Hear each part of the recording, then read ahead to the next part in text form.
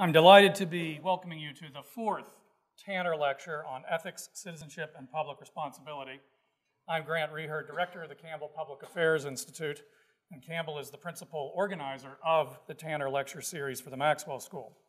Before I do anything else, let me start by now asking you to silence your smartphones. You want to keep them smart for the next 90 minutes.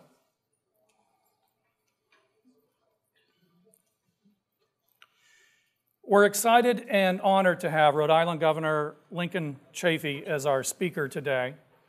As a political moderate who has tried to find common ground, he's literally been at the center of the storms of political polarization that have swept across the country. Governor Chafee is an ideal choice to speak to the central citizenship and responsibility themes of the Tanner Lecture Series and to the solution-oriented and value creation side of the series' vision.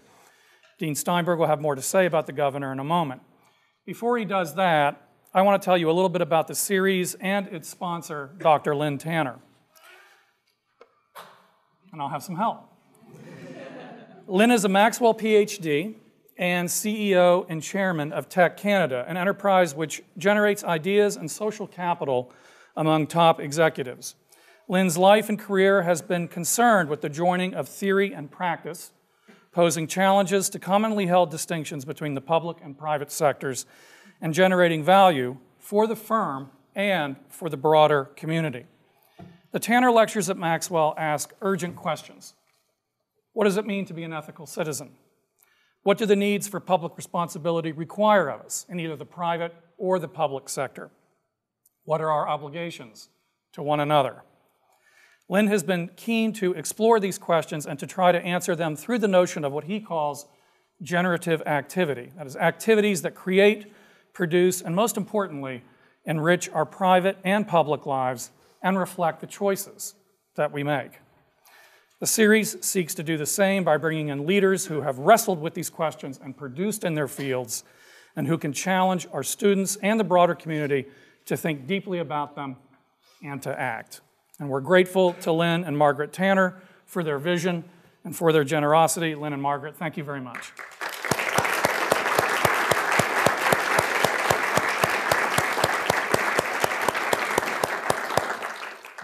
I also want to thank Bethany Wallowender and Kelly Coleman and the Campbell Institute for their hard work in putting together this event, and my Campbell colleagues Elizabeth Cohen and Keith Bybee for their work on the series. And I want to thank the Maxwell School Dean, Jim Steinberg, for his instrumental advice and help. Finally, for this particular lecture, I want to make a special thank you to Alexander Hefner, who works in Governor Chafee's office, for sharing the kind of vision that has informed the series and being the link that initiated the event. Here's what we'll do this evening. Jim will introduce the governor. The governor will offer his remarks, and then he'll be joined by Jim in a discussion to further explore the topics that he raises. Following that, we'll get a chance to pose questions. If you'd like to ask a question, I would ask you to do two things. First, please be brief to give others a chance to participate. And please raise your hand and wait for the microphone to be passed to you so that all of us can hear you and so that your question can be part of the video archive. At the conclusion of the program, we'll go outside to a reception where we can continue the conversation. So, Jim, the floor is yours.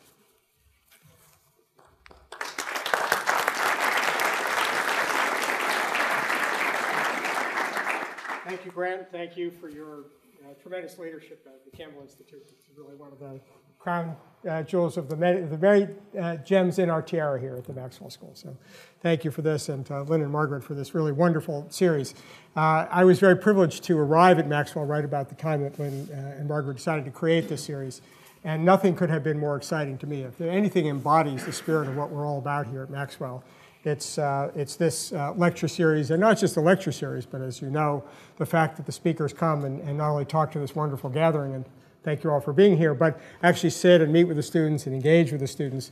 So it's a very rich experience for all of us. And as we approach our 90th anniversary here at Maxwell this coming fall and begin to think about our 100th anniversary, we've been very focused on the question of citizenship, and to have the inspiration of this lecture series to help us kind of chart that course forward is something that we're all very grateful for. So thank you for this.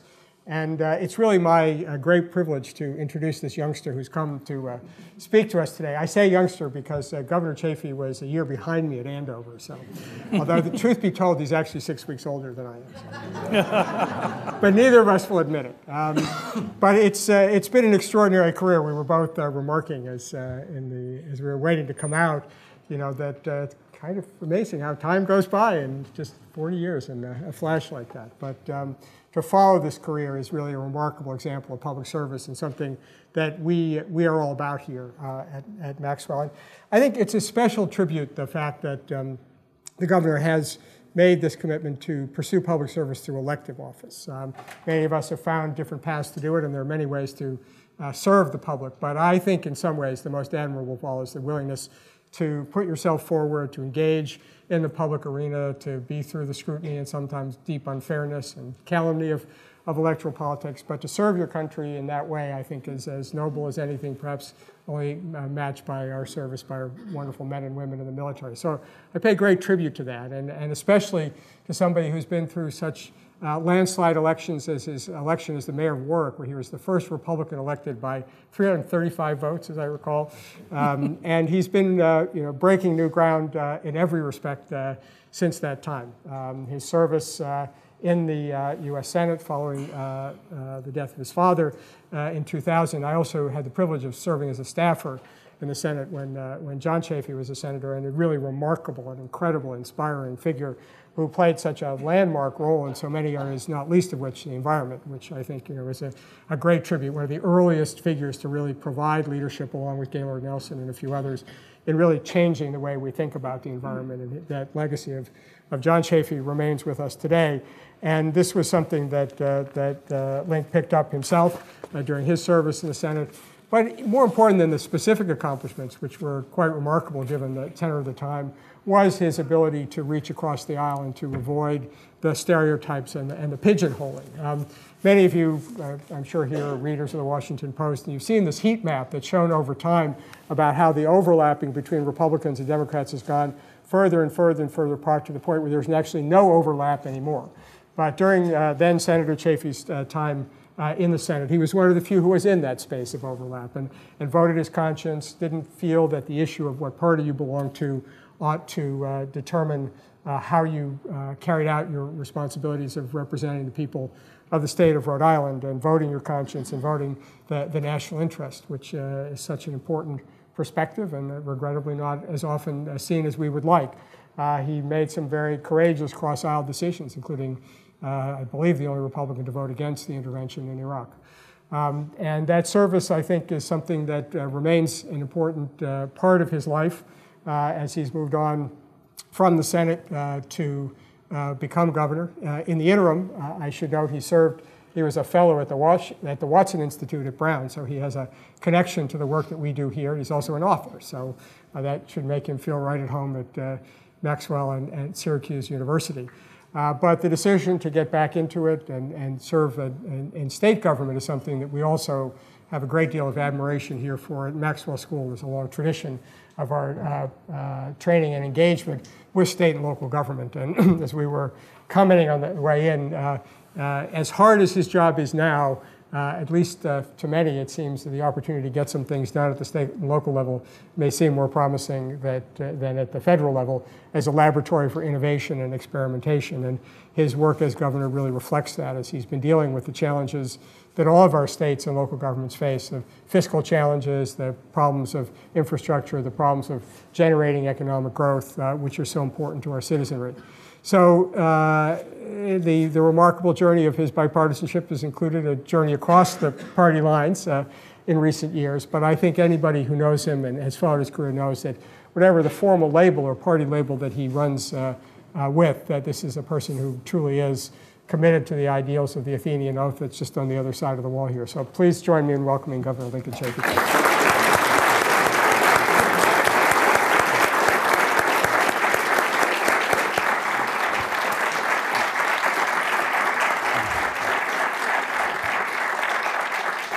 Thank you, Dean Steinberg, and thank you, Grant, and thank everybody for being here, and thank you, Lynn and Margaret, for sponsoring this lecture. Lynn and I overlapped in Calgary, Alberta, from 1977 to 1983. I was working at the horse track after graduating from Brown up there, and Lynn was in Calgary at the same time, but we didn't know each other. Good to meet you here. It's great to be here from Rhode Island. We took the car trip. It's very easy. Any Rhode Islanders here? I know, yes, I met you earlier. We have a great state. Please come visit. Young students that have the great talents looking to start a business, Rhode Island's a great place to do that. And I thought I'd talk here about the topic civility and citizenship and reinventing the Great Society on the 50th anniversary of the Great Society, particularly in two areas. One at the very beginning of Lyndon Johnson starting the Great Society, and one more at the end. And what has happened with partisanship in that time, and what has also happened to the middle class in that time. And it all started with Lyndon Johnson in 1964, saying he's going to have a great society. And I was a Republican then, as Dean Steinberg said, made the evolution to an independent to a Democrat, but I was a Republican then, and my dad was the Republican governor of Rhode Island.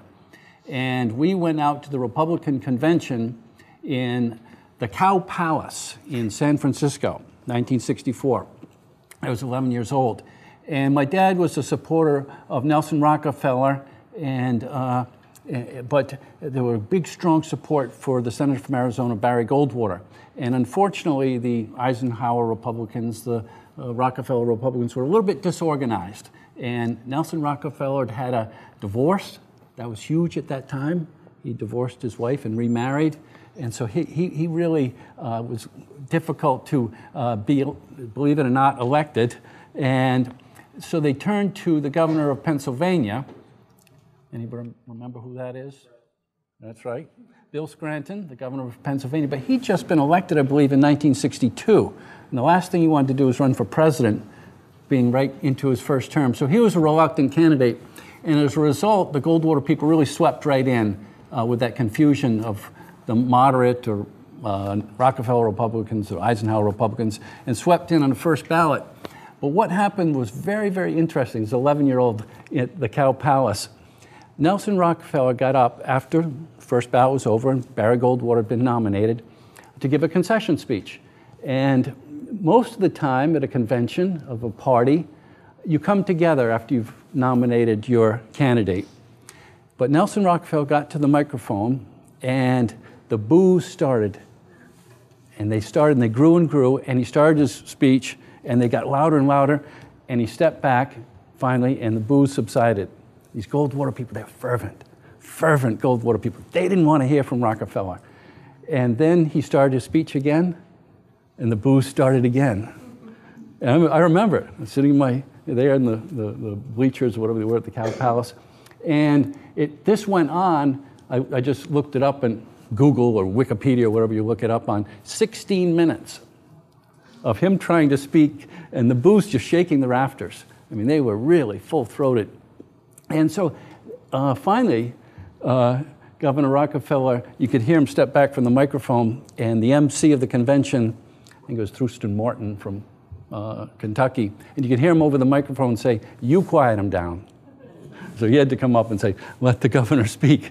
And finally he was able to give a speech. But that was really the start kind of Tea Party, partisanship, and to see that we're not going to come together as a party. We're going to reject this, we're going to be purely ideological. The second thing that happened out of that convention was also amazing, and that is that Barry Goldwater went on to run against Lyndon Baines Johnson in 1964, and he carried his home state of Arizona and only 5 other states. Anybody know what states he carried? Alabama, Mississippi, Georgia. Who's that? Carolina. Yes, you're right. You've been right twice now. He was a Republican candidate for president, and there wasn't a Republican elected in the South. Dog catcher. Never mind councilman or senator or congressman or governor. But Barry Goldwater carried Alabama, Louisiana, Georgia, South Carolina. Why? That's right. He voted against the Civil Rights Act. That one reason. For some libertarian or states' rights issue, he had voted against civil rights. And so Lyndon Johnson was right. When he signed the Civil Rights Act, what'd you say? Yeah, lost the South. He was right, and it happened right away. Barry Goldwater carried those states, and then Richard Nixon, running in '68, he saw that, and he developed his Southern strategy, and that started the evolution of the South, what we live with today, solid Republicans. No, and it all started on civil rights, obviously, and a huge issue there. And so I think that's one of the reasons as we look at what's happening in politics today. It used to be those Southern conservative Democrats mixed in with those Northern liberal Democrats, and so what came out of the party platforms was a little bit of a mix, and Republicans scattered across the country from New England to Minnesota to Oregon. And so it wasn't this, as Dean Steinberg said, this divide of no areas of overlap. The second area I'd like to talk about before we get into a conversation is what's happened to the middle class and how that happened from my perspective. And I like to think that the Great Society, you don't have a great society unless you have a strong middle class. And the effort that was put into addressing deficits and the evolution of how we got away from that, and from my memory, was something called Gramm-Rudman-Hollins Act from 1985. And that was Phil Gramm from Texas and Warren Rudman from New Hampshire and Fritz Hollings, Democrat, still Democrat from South Carolina, got together and had a deficit reduction package called Gramm-Rudman-Hollings. And it was called the Balanced Budget and Emergency Deficit Control Act, way back in 1985. And in that bill were the words budget sequestration. You always hear sequestration. We always wonder, where's that come from? Where's that word come from? It came back from 1985 in Gramm-Rudman-Hollings. But it was all to address the deficit.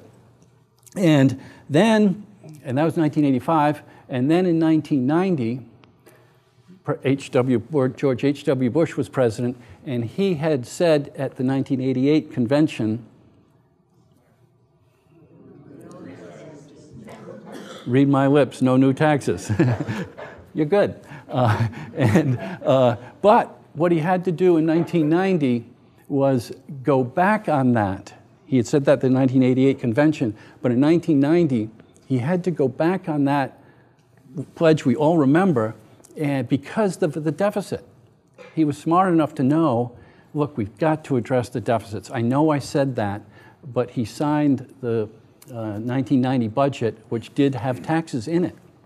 And I think that probably cost him the election in 1992. Ross Perot emerged as a candidate with all his charts talking about the deficit, and going back on that pledge probably cost him the election of, I think, of 1992. Ross Perot got some traction, got 19% of the vote, and President Clinton got elected. And the first thing he did when he got in, one of the first things he did was raise taxes, that first budget, and to address the deficit. These are painful things for politicians to do, but it was that important, working on this deficit. Gramm-Rudman-Hollings, read my lips. Now we've got Bill Clinton putting in his deficit reduction package, which included tax increases. And it passed the House 218 to 216. That's how hard fought it was to get Bill Clinton's budget in. And it passed the Senate, I think, with one vote, Al Gore's vote. I mean, these were hard battles to address these deficits. And I'd also argue that it probably cost Bill Clinton, was a Democratic president with a Democratic Senate and a Democratic House. What could be better when you're trying to govern? And in the 94 elections, we all know what happened. He lost the Senate and he lost the House. And all because of this tax package he put in. So it's very hazardous to politicians' well-being to do the right thing. As you can see, H.W. Bush lost his election, Bill Clinton lost the House and the Senate, but it's the right thing to do. And so that's why it surprised me when I got to the United States Senate and won my election in 2000. I served a year as appointed, and George W. Bush and Richard Cheney got elected, and the first thing they said they're going to do is have a $1.6 trillion tax cut. And I'm thinking, wait a second, we've been going through Graham Rudman, we've been going through Read My Lips, we've been going through Bill Clinton putting his budget, even the Republican Congress in the 90s, the Balanced Budget Act. We've been working surpluses. We now finally have surplus. The first time I can remember. The economy is doing great.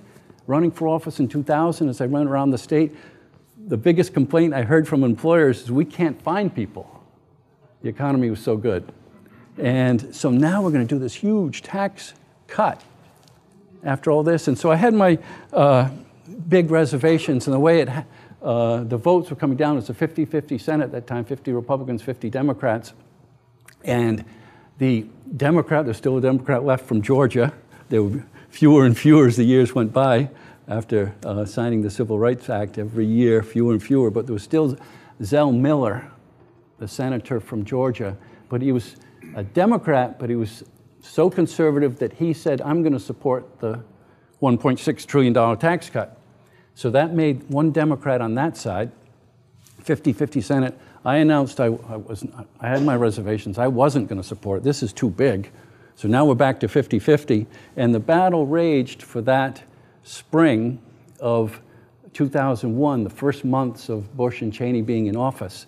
This is before September 11th. It was a pitched battle. And eventually what happened is the House passed the $1.6 trillion tax cut, and the Senate, we approved a Harkin amendment, Harkin from Iowa, okay, thanks. And that lowered the tax cut.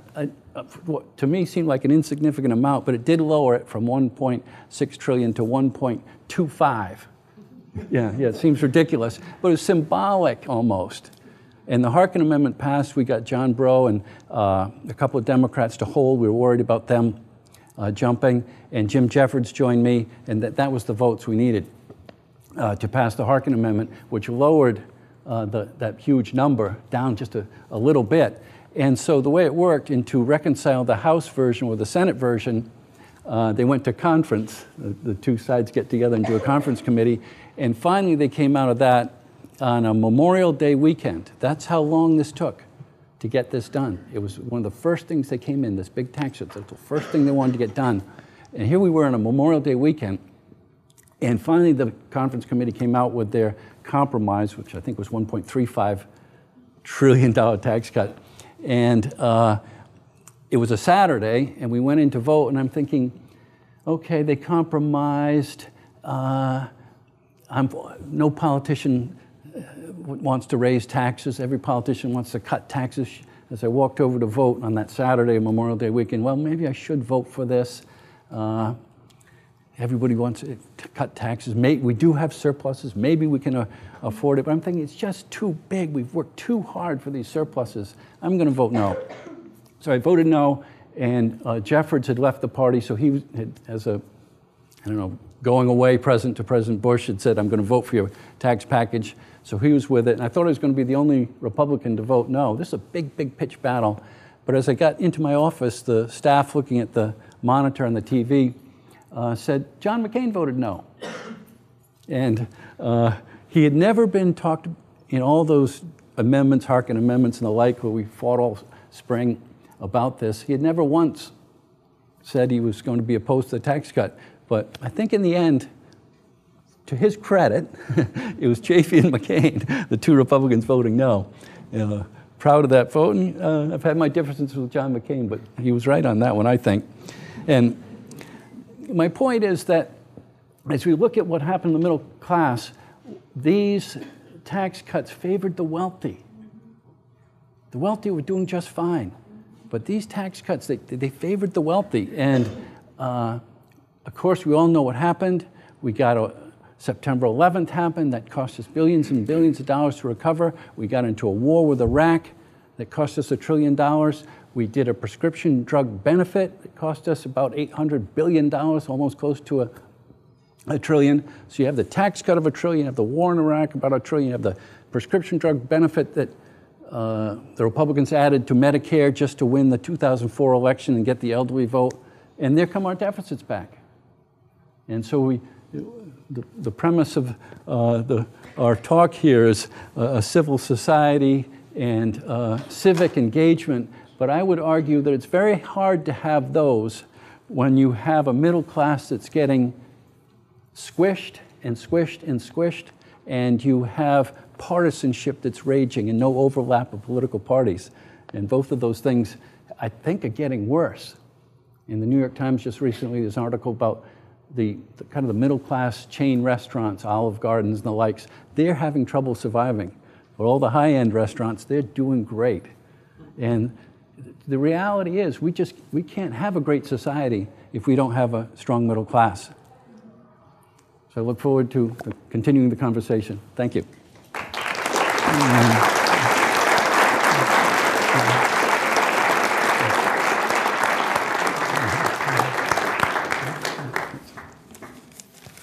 Well, thank you. That was great. And you can imagine, as a former dean of the LBJ School, I love hearing the stories about Johnson. They're certainly very poignant today as we mark, as you say, the 50th anniversary of the Civil Rights Act and the remarkable periods of the Great Society.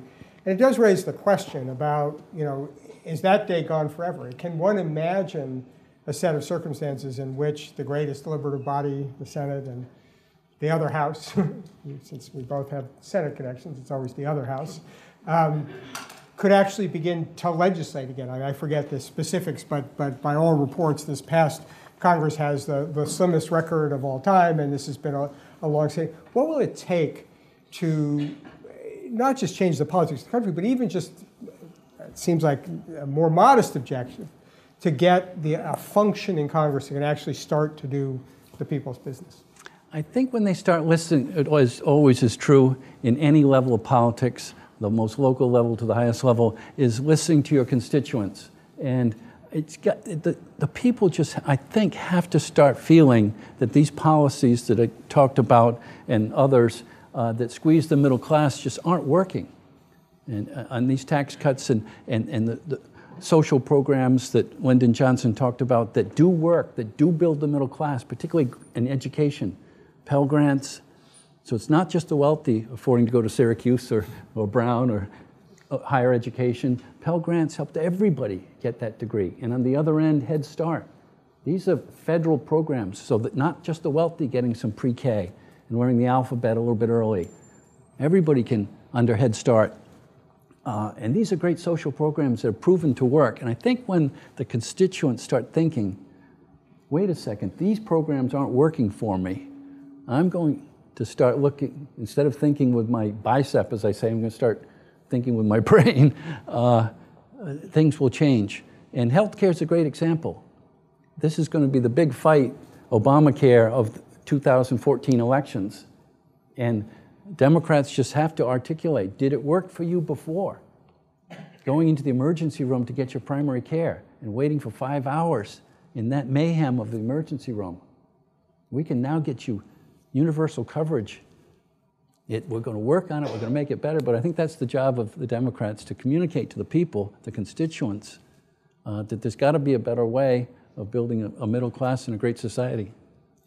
There are some, both political scientists and pundits, who sort of look at structural problems and wonder whether they're baking the cake, as it were, whether it's the process of redistricting, the great sword in terms of demographic homogeneity in parts of the country, and then, of course, the big issue, and especially now after the recent Supreme Court decision, on politics and money. Even if we have the public kind of out there in an inchoate way in support of those things, are these problems things that prevent that broader kind of general public sentiment from being expressed, and do we have to kind of take those things on head on? These are all realities. Redistricting, we were talking on the way here, Syracuse, I guess, is one of the few purple congressional seats here. It's flipped back and forth, 2010, 2012. But those are rare.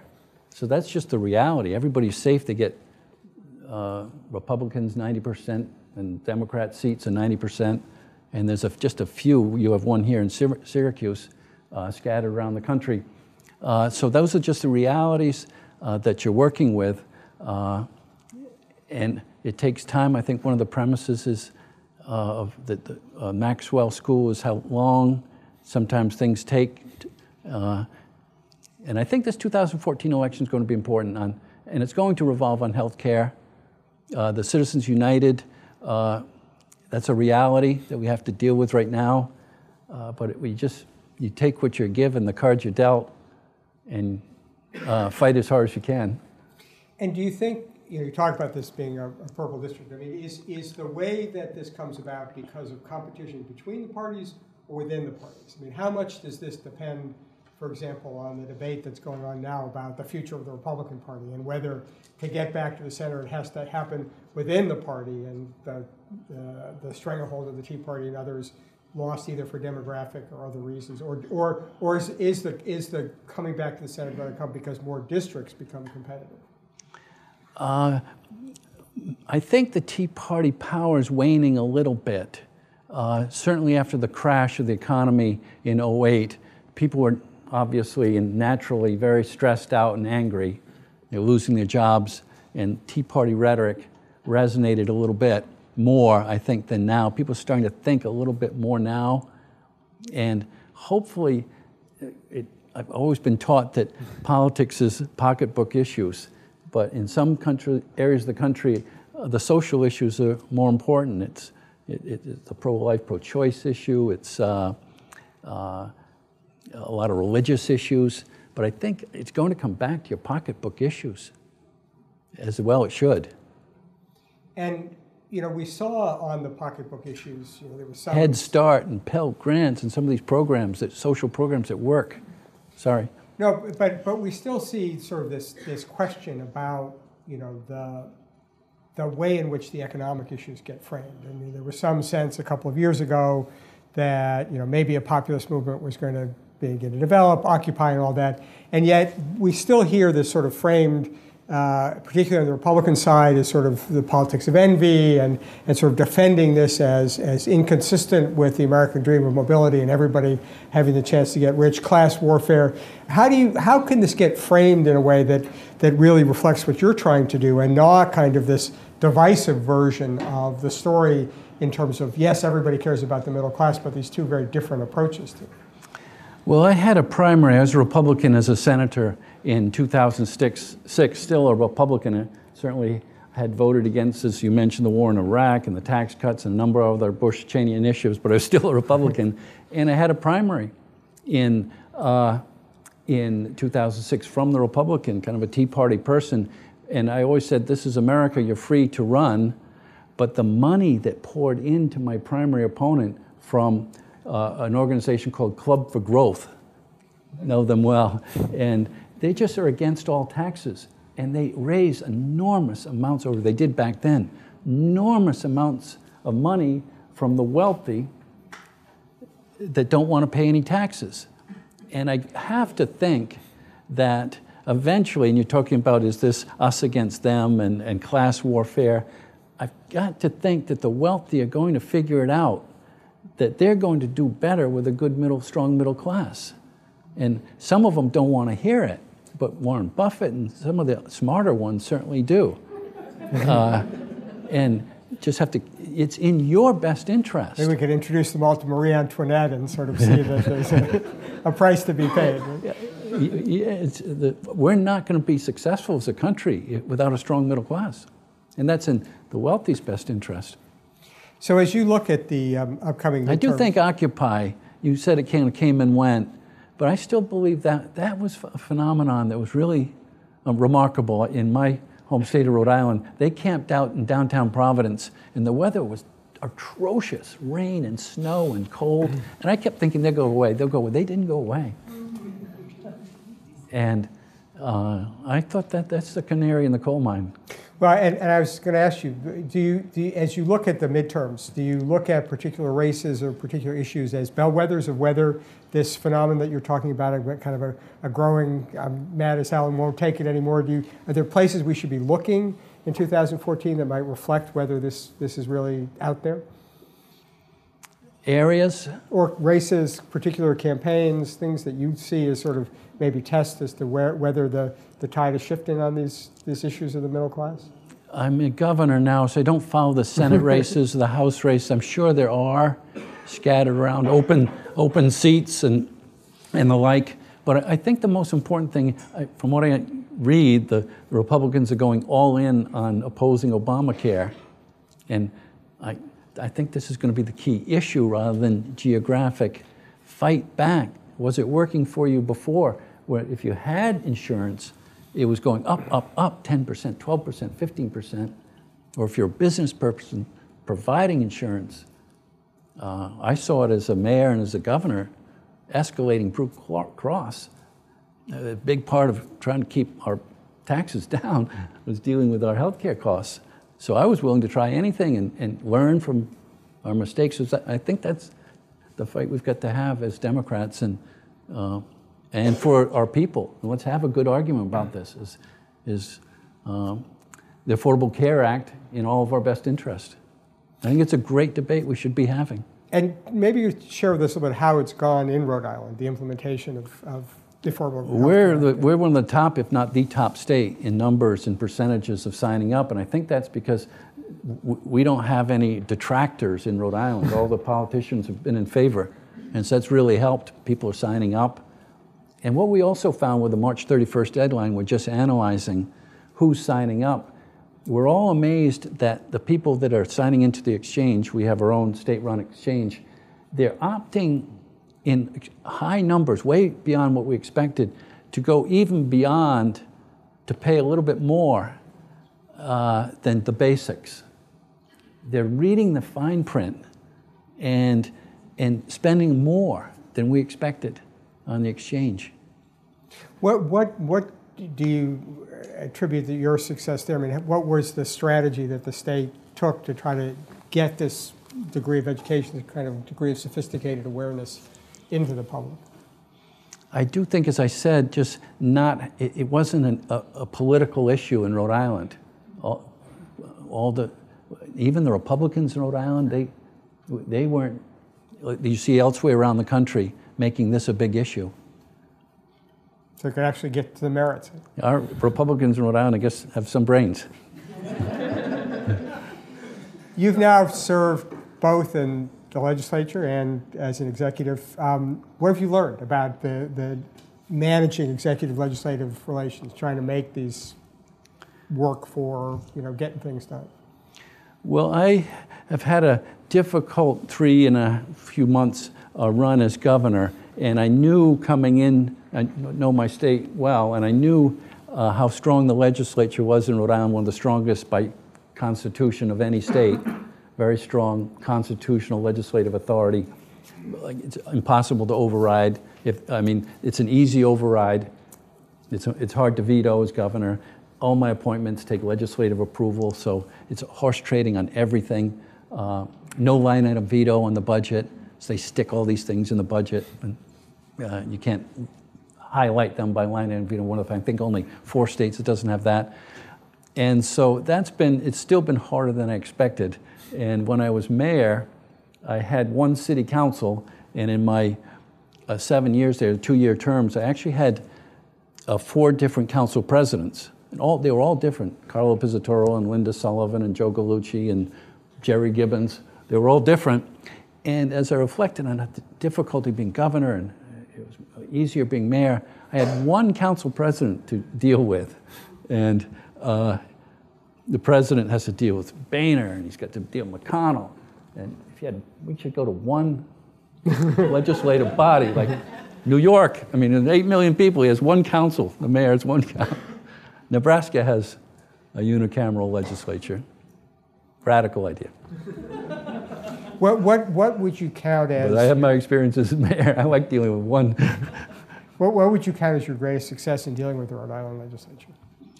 I think the methodical approach, with a tough economy nationally in Rhode Island, people are angry and stressed out, and issues escalate. I think call them non-issues, immigration, stuff that we want to do to help our immigrants get education.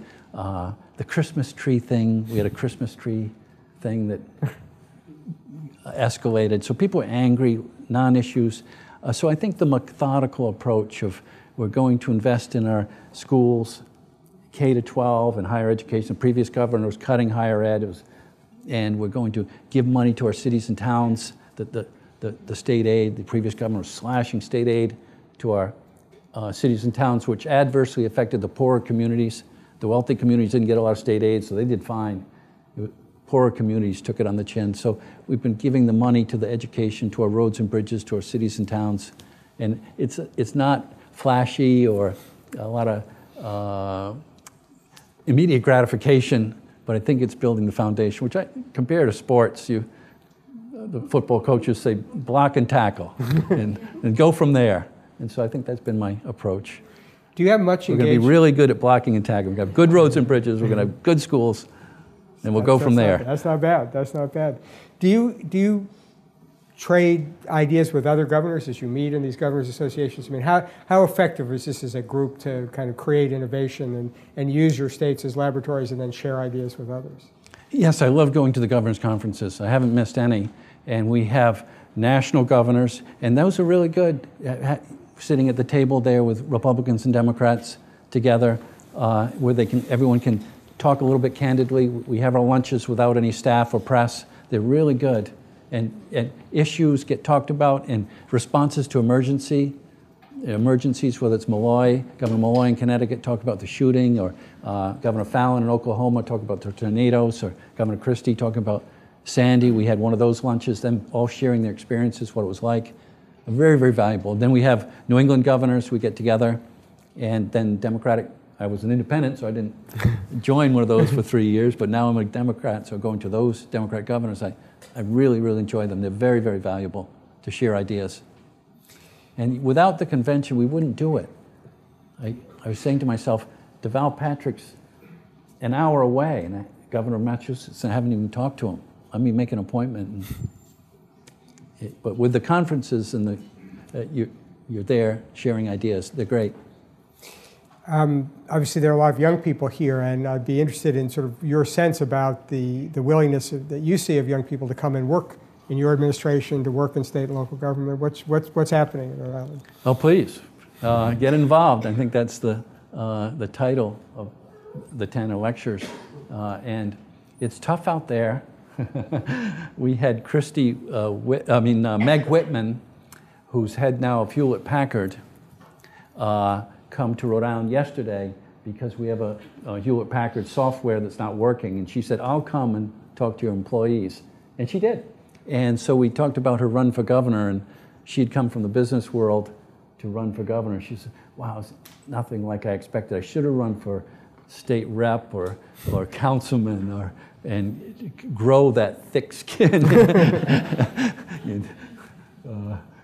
So that I think as young people think of getting involved, it is important to get involved in planning boards and zoning boards and learn how these government agencies work, and also get a little thick skin if you want to run for office. Do you see any of your children following in your footsteps? My dad always said, have something to fall back on. So that's what I tell them.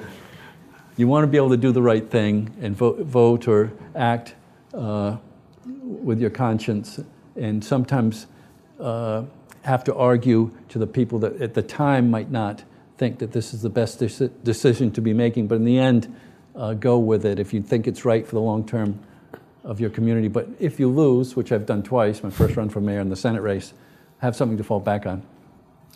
One of the issues that both your father and you were known for, as I mentioned, was the environment. And obviously there's a lot of interest and concern here. And you worked on this when you were in the Senate. There's an effort to do an energy bill. But we've seen very, very little movement. The president's now focused on doing things through executive orders. We see the reports from the IPCC and others. this is arguably the great challenge of our time, right? And how does politics get its hands around something like this and make a difference to get, people to deal with something of this consequence? The key is, as I'm sure many have said, is that link it to the economy and jobs. And good environmental stewardship is good for the economy and good for jobs. And whether we're getting the scrubbers on coal-generating power plants that we can then export to India and China and other developing countries, because we have the technology. This is a good investment to be making. Clean water, it's going to cost us more down the road if we don't have some environmental issues that keep, so clean air, clean water, to just keep it simple and communicate that to the people, and it's good for the economy, it's good for the future of our children and grandchildren. Have you been able to make any headway in the state on some of these issues? Yes, we have, like many areas, been battered by extreme weather. It just doesn't seem to stop since I've been governor. Hurricane Irene, Hurricane Sandy, we had a blizzard, Nemo they called it, a tornado swept through Springfield, Mass. Never saw that before. And so we have a climate change commission with pretty bipartisan buy-in and not a whole lot of detractors, in trying to talk about preparing for storm events. And so the businesses are starting to understand that that's a good thing to do. We're going to have them. Let's do the best we can without onerous regulations to prepare. It's a big challenge. Yes. Let me open it up to the audience, because I know we have a lot of people with a lot of questions here, and I'm going to start right here. I assume we have mics. Yes, we have mics. So, and we'll try to encourage the students to get involved here. Okay. If you could, you don't have to, but if you don't mind introducing yourself, it always makes for a good conversation. Sure. My name is Ian McInnes. I'm a faculty member in the School of Information Studies. In your talk, you discussed taxes, the need to maintain tax revenue in part to fund the social programs, some social programs. But one of the problems with the modern welfare state is incentives. And the potential solution for the incentives problem is fundamental tax reform. So I was just wondering what would be a key principle you might endorse in tax reform? Well, I witnessed as an outsider the Clinton taxes on the wealthy, and then witnessed in person the repeal of those taxes on the wealthy. So I think that's the first step. Get the wealthy to pay their fair share here. And I don't want to have class warfare, but you just have to argue. It worked. Look at all that pain that President Clinton went through, and the economy took off. Running in 2000, it was 3% unemployment, statistical full employment. And that's what employers were saying. My business is so good, I can't find people. And so it works. That get people to work, investing in infrastructure, having that revenue to do good things. Always open to criticism of social programs that don't work. And let's change them, reform them, repeal them. But there are some that really work well, especially in education, I think. Looking for...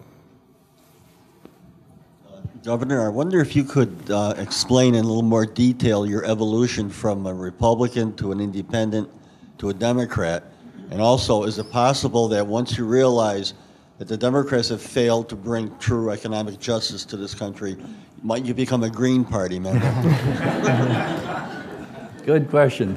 My dad in the 90s he'd been chair, as Dean Steinberg mentioned, of the Environment and Public Works Committee. And when the House, a lot of House members won that Gingrich Revolution election of '94 and came out of the House fire-breathing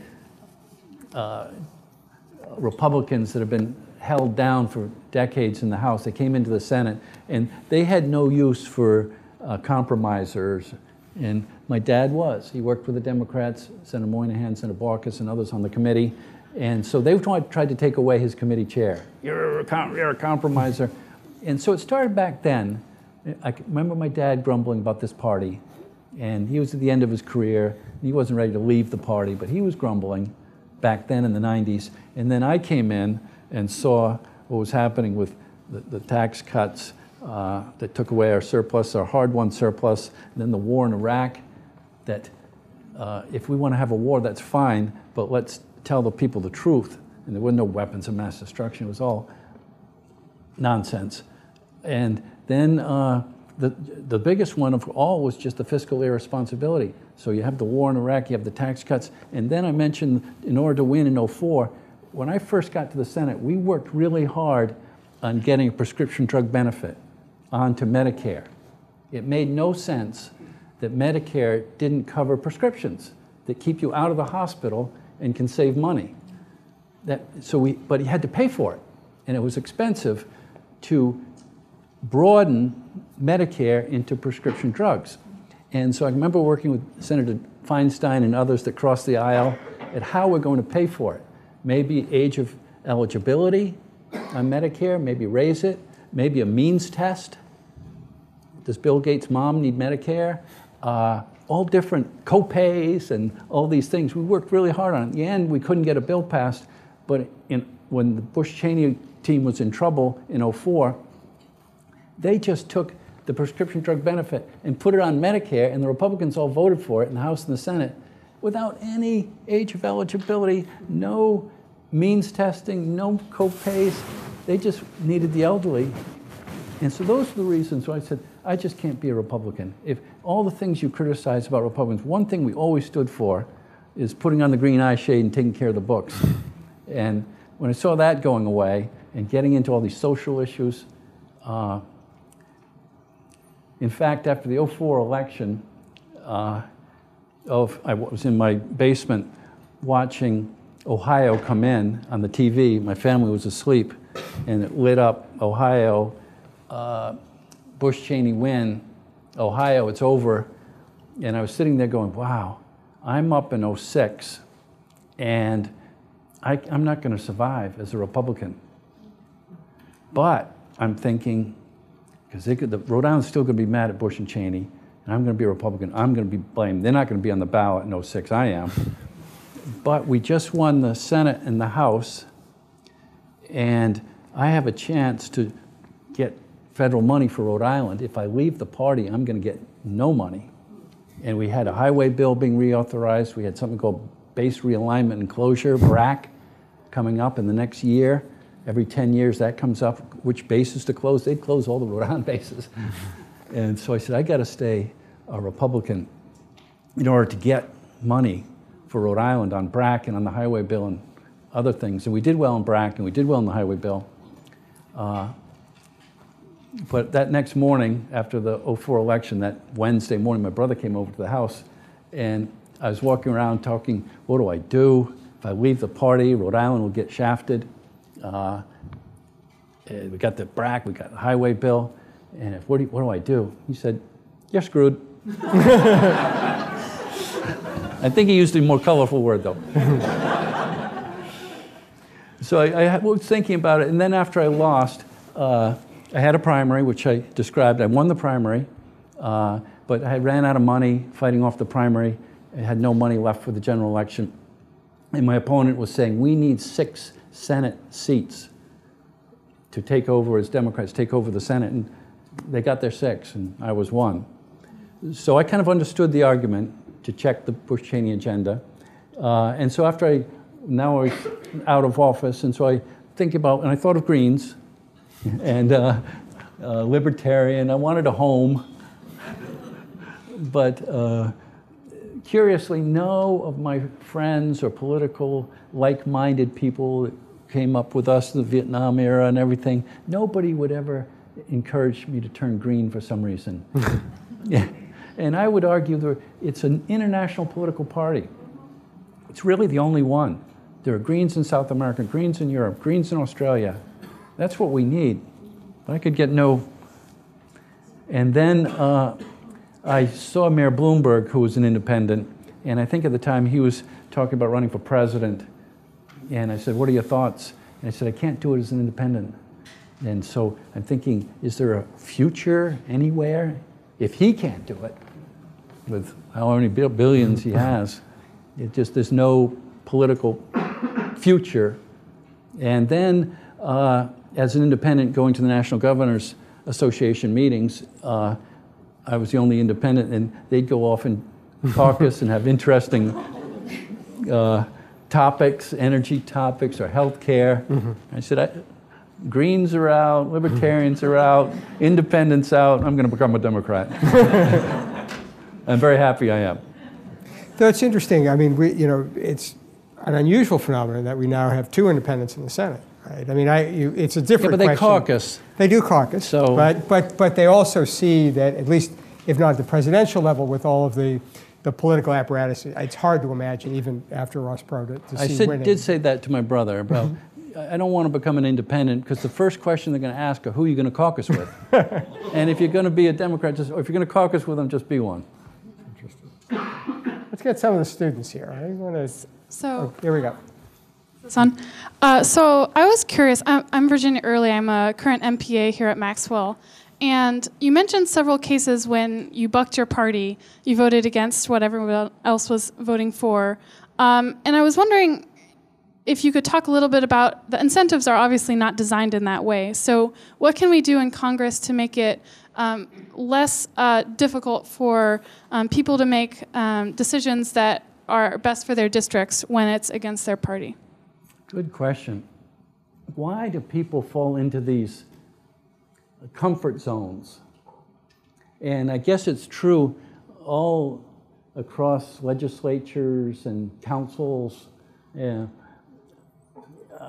I just think it's more fun to vote your conscience and be the only one. On my city council, I started right away, being a maverick, I guess, and I got a lot of press out of it. If you're in, yeah, it's comfortable, but in the Senate, when I got there, there were a group of moderates, Susan Collins and Olympia Snow from Maine, Jim Jeffords from Vermont, our own inspector from Pennsylvania. We'd have lunch on Wednesdays, but when the tax cut, the big first test, they all peeled away, except Jeffords on that Harkin amendment I mentioned. But I couldn't believe there was a comfort zone, and then you have primaries. I know Olympia and Susan worry about primaries in Maine. So it's political expediency, if you will, and just comfort. And I will say on the Senate, one thing I learned from being there is how valuable senators consider their membership in this club. And that's paramount. And I always said, there's a lot of interesting things to do. You can go work at the Watson Institute, you can work at the Maxwell, you can do different things. What's more important, doing what's right for the country or having that membership in the club? Yeah, I guess I was thinking a lot of times committee chairmanship is dependent on party loyalty. And so one of the things that often gets said is that there's a trade-off between, voting with your conscience and then voting kind of with your conscience so you can have more ability to do good later. And it seems like the incentives are structured poorly. I think in the Senate it's purely seniority. So I know I mentioned they tried to take away my dad's chairmanship, so I suppose they can do it. But in general, it's John McCain was a maverick on a lot of issues. I still believe he became chairman of Commerce, I think. I don't know about the House. The House is much worse. I mean, the House has, the caucus can So it's a and good point. has stripped people a lot in both parties. I mean, it's not just in the Republican Party. I can have a friend who used to be a chairwoman who lost hers, but so it is a problem in the House much more than in the Senate. The other thing about sort of structural things that people mention is the sort of the change in the way that Congress does business. And you've seen it both from your father and then the time that you were there. It used to be people spent more time in Washington, they got to know each other better. Is that a red herring, or do you think that actually has contributed to the lack of civility and the lack of engagement? Strom Thurmond used to talk about this, saying that when the jet age came in, the Congress changed, that people used to socialize because you couldn't get home.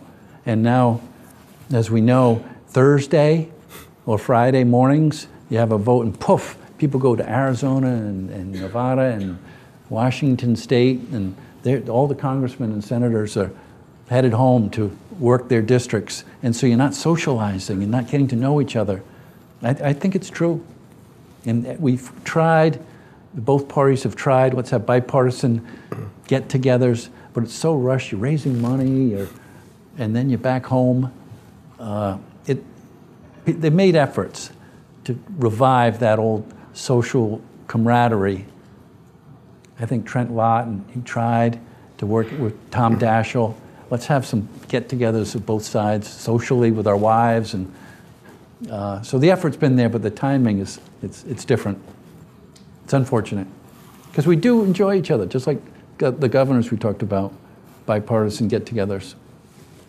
Okay, down here. Oh, go ahead, Lynn. Let's. Is there a mic? I just want to weigh in just quickly. Sure. Lynn Tanner.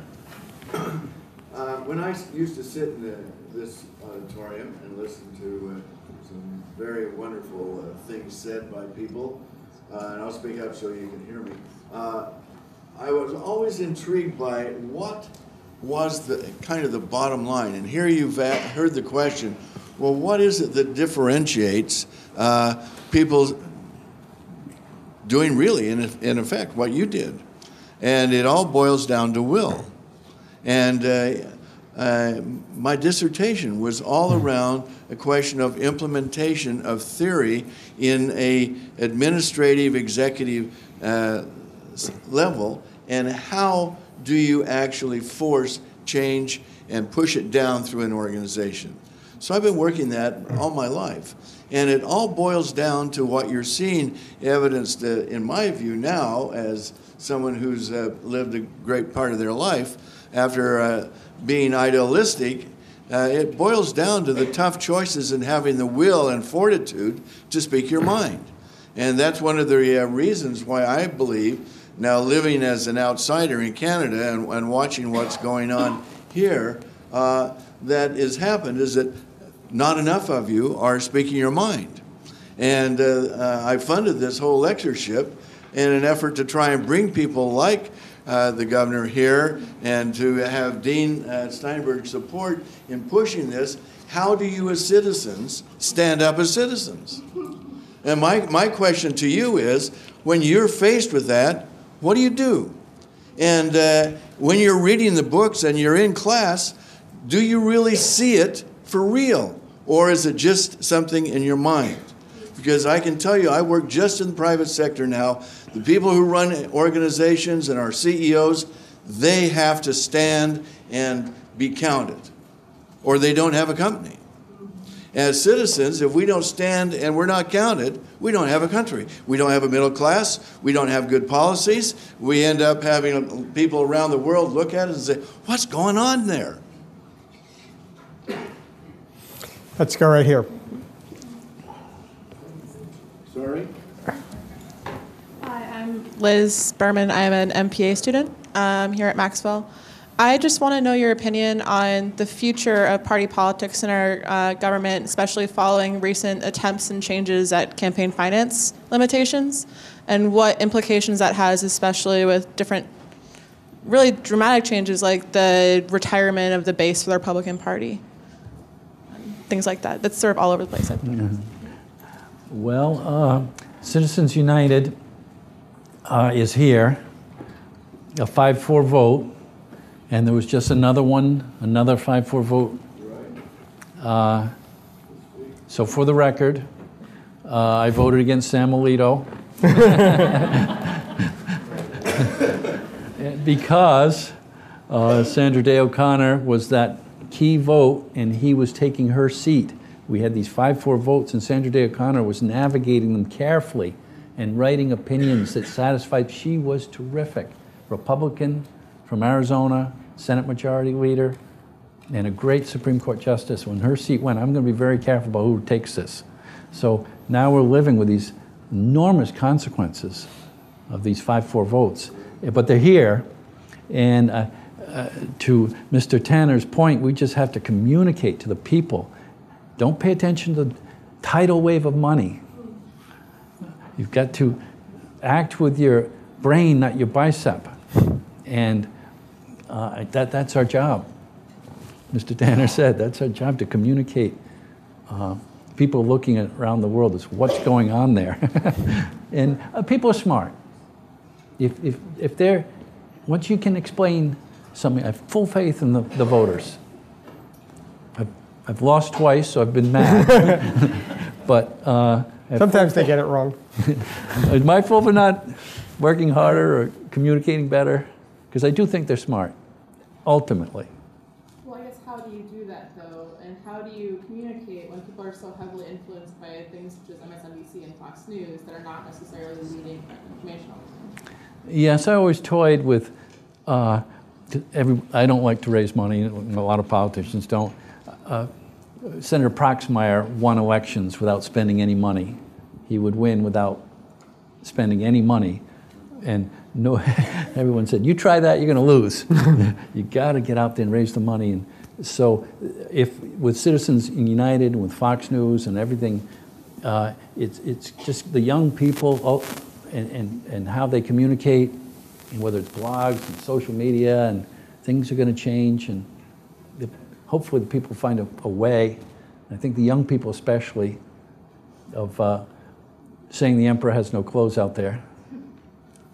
That's interesting you mentioned the social media, and also, as you know, in the Obama campaigns, one of the distinctive features was they obviously raised a lot of money from wealthy donors, but they also raised a lot of money through small contributions using this technology. How much did you use that in your campaigns, and where do you see the future of that going? I was still Stone Age. You hire your consultants, and they're trying, but it was still TV, and I know it's going to change. And Howard Dean and others that got onto it, and Obama, President Obama, they're going to be ahead of the curve. I'm not myself, but hopefully a lot of our students will be too when they get into this. Need your help. Go ahead. Where? Thank you. I'm Jack Becker. I'm a graduate student in the Maxwell School. So I think when we think of political polarization, there's sort of like two large-scale competing theories in a sense. So one, I think, touches on a lot of the structural concerns within the parties that we've addressed today. And then the other sort of points to the American public and says, well, the American public, too, itself is polarized and sorted geographically or sorted on the basis of, rigid ideology. So I wonder, in your political career and in your kind of day-to-day experience, either on the campaign stump or interacting with constituents, how thick or how thin really is the cynicism of the American public, or just the public in your state, and sort of like where's the political will of citizens to come together, especially when we're thinking about ethics and citizenship? What's the future of that for citizens in your state? Oh, good question, Jack. I think that in the polarization and the geographical differences and some of the social issues being so important, some of those are going to be tough to break through, especially pro-choice, pro-life. That's just a tough one. People, they believe firmly, so emotional. But is federal government good, or state government good, or is our local government good? Is it a force for good in our lives? I think that's where we should focus our argument. And I just saw some news clips in Nevada on the federal land, some ranchers, and they've got all these guns, and it's kind of spooky that we're trying to do the right thing with policy, and so we shouldn't be having guns. So I think it's a good debate. Is government, whether local, federal, or state, a force for good? And let's make it that it is, and get people behind that concept that schools and roads and bridges and protecting the Nevada grazing lands that's not overgrazed, or whatever the issues are out there. And then the social issues are just going to be tougher, and try and stay away from them.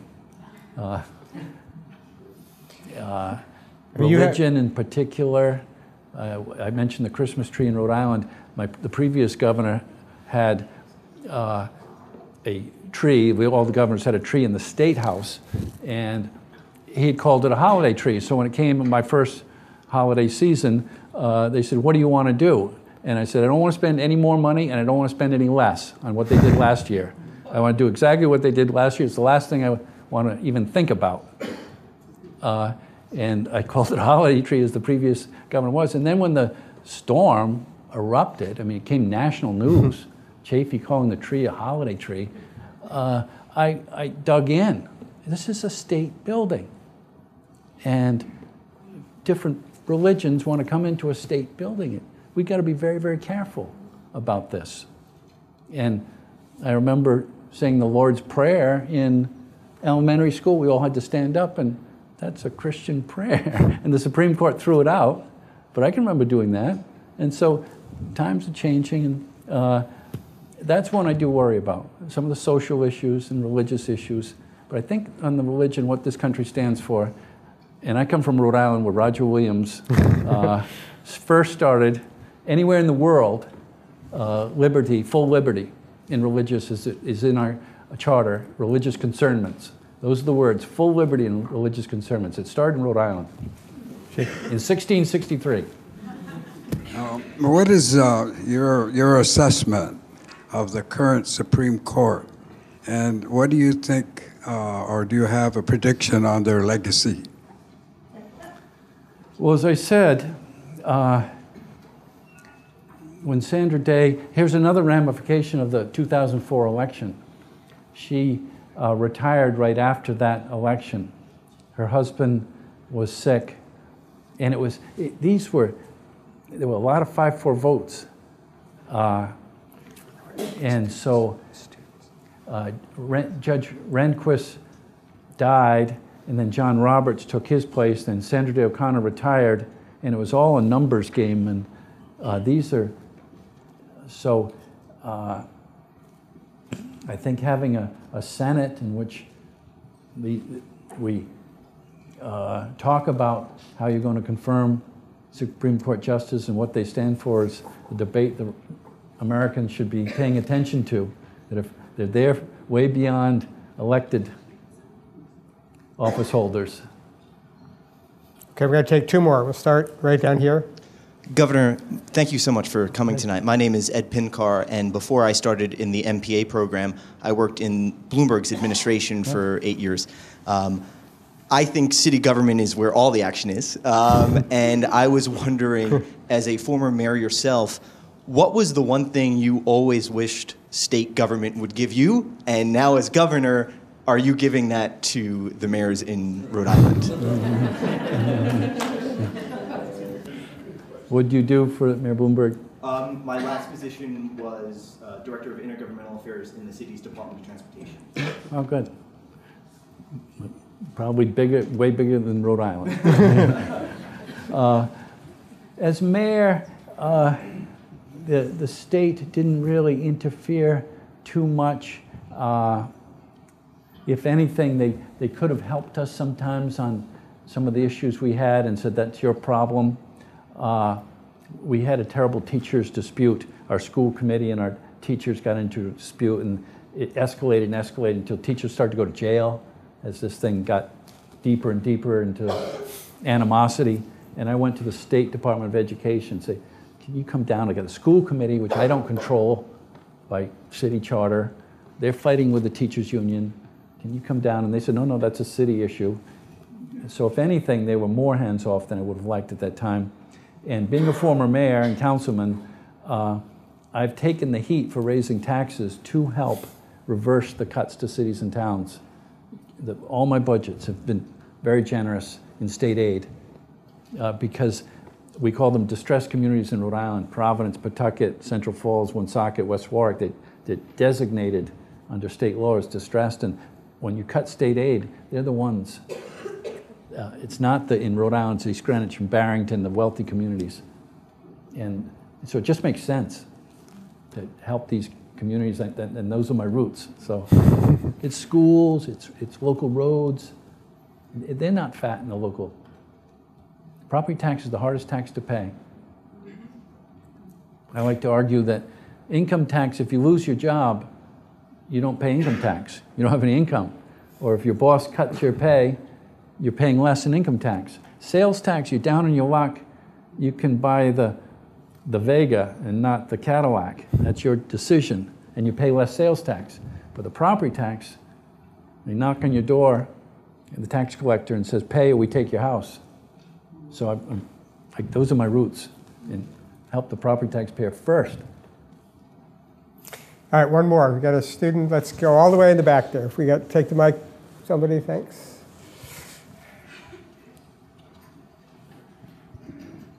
Thank you very much, Governor Chafee. I'm a doctoral student here at the Maxwell School.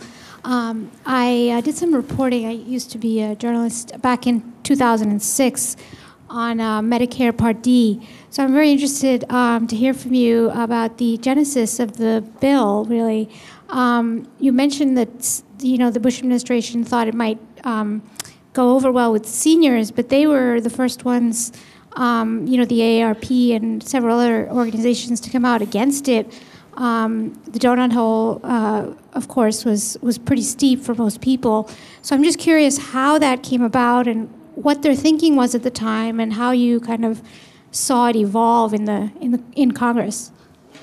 A good question. My recollection is that this thing, all of a sudden adding a prescription drug benefit, to me, it was like greased lightning. It just came in, passed the Republican Senate, passed the Republican House, signed by the Republican president. And after all that stress that us were fiscally responsible, and Democrats at the time, I mentioned Senator Feinstein from California, I mean, we really worked hard on it. There's a group of us, John Breaux from Louisiana, we'd all get together and see if we could get this benefit passed. And this went, boom, without any of the ways to pay for it. And as you mentioned, yes, it turned into a bit of a controversy, but that was after the 2004 elections. AARP, I believe, endorsed Bush for president. And it paid off in the short term. And then there were some donut hole problems, as you described, some chaos. But in the end, it's worked well. I don't think we hear that. I don't anymore. Problems with Part D. Any kind of rollout, most rollouts, especially Affordable Care Act, have their issues. And that was true with Part D. So, good.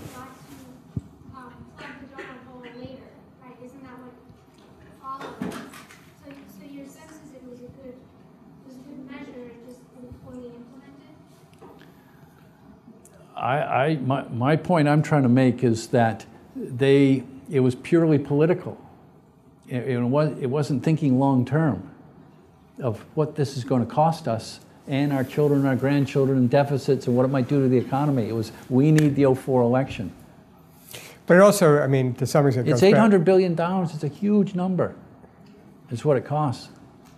It goes back to the broader question we've been talking about, which is that even with Obamacare, which is really the first moderately comprehensive health care reform, it's hard to do systematic change in the structure that we have. It's easy to do, put on a Part E benefit, do a little thing here. But the idea of actually kind of looking at the system as a whole is really challenging in the form of government that we have. Well, they needed it politically, and they got it. Let me, before we conclude, I mean, it's too good an opportunity to not let you have one more chance to share your advice with our students as they think about their careers in public service, whether it's following your path into elective office or other things. What should they be thinking about? What do you want to leave them with? Well, ringing in my ears is Meg Whitman, who started or joined eBay when it was a tiny company and made gazillion dollars, and then decided to run to governor of California. She was just in Rhode Island yesterday, and in just casual conversation, we asked about that race for governor, and just her description of how battering it was to her, and how personal, and attacks on her family, and she just wasn't expected to. And she said, "Now I see why there's not more women in politics." She said that, and so I just think that's the reality. Nobody says, "Let's spend some money on positive ads." They just don't, and so. you've got to get involved. The future of the communities that we live in, locally, statewide, and nationally, depend on it. But just get ready. It can be fun, but it can be brutal. It's great advice to me, because this is a deep chicken and egg problem, which is that if people like you all don't get involved, we won't be able to change the civility. But somebody's got to be the first mover, and that first mover takes a lot of courage, like the courage you've shown through all your career, which is why I'm grateful, and we're all grateful for your being with us this evening. Thank you. Thank you.